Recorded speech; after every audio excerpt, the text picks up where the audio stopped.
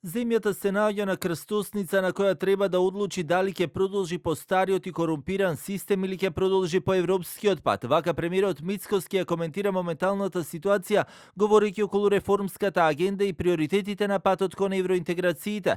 На дебатата за европската агенда, Мицковски не пропушти прилика од Илинденска број 2 да порача дека реформи мора да има, особено во правосудниот систем, но и додаде дека постојат и други институции во земјата кои не се имуни на политичко влијание и корупција. Корупцијата е системски проблем, не индивидуална девијација. Да бидеме отворени и искрени, корупцијата кај нас не е само појава. Таа е дел од начинот на функционирање на одредени делови од општеството. Таа е систем кој се штити сам себе. И ако сакаме во Европската унија, ако сакаме раст, мора да го урнеме тој систем. Таква држава не може да напредува.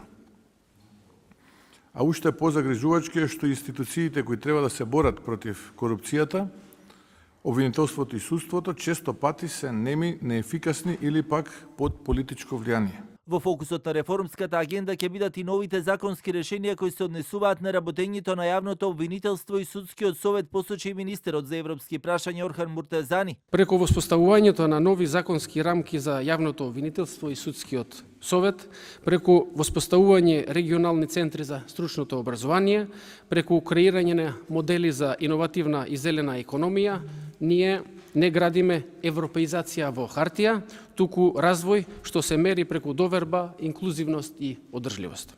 Дека новата реформска агенда треба да го поттикне владењето на правото, очекува и амбасадорката на Шведска во земјата Еми Ларсон Джейн, која говорејќи од име на Шведска како земја членка, но и на Швајцарија, земји кои пружаат помош за евроинтегративните процеси на земјава, не пропушти прилика да укаже и на улогата која медиумите ја имаат во известувањето и нивната непристрасна уредувачка политика.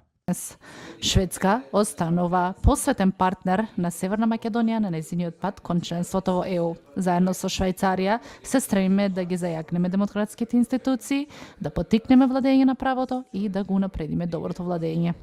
Од владата пак и денеска информираа дека сите реформски чекори што беа со крајен рок декември веќе се испратени до Европската комисија и таа има рок од 90 дена да утврди дали се исполнети. За оние реформи за кои рокот е јули 2025 година, постои координација на дневна основа.